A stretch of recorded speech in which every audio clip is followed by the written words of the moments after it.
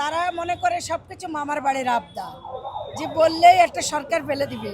আর আমাদের সরকার জনগণের জন্য কাজ করছে, জনগণকে যে প্রতিশ্রুতি দিয়ে এসেছেন, আপনারা নিজেরাই বলেন, আপনারা তো মিডিয়া আছেন, আপনারা দেখেন উনি 1 মাসে 28টা প্রতিশ্রুতি তিনি উদ্বোধন করেছেন দেওয়া, যে উনি কাজ করে ফ্যামিলি কার্ড দিবে বলেছিলেন, ফ্যামিলি কার্ড দিয়ে শুরু করেছেন।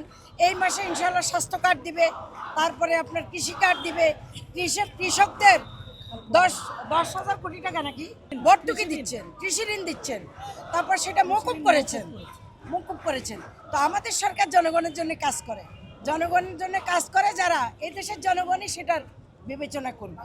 আর কোনো কেউ জোর করে ক্ষমতায় আসুক, এদেশের জনগণ সেটা চায় না।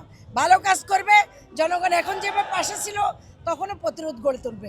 যারা ষড়যন্ত্র করবে, ষড়যন্ত্রের বিরুদ্ধে জনগণ আমাদের সাথে অতীতে যেমন ছিল, এবারও তেমনি প্রতিরোধ গড়ে তুলবে।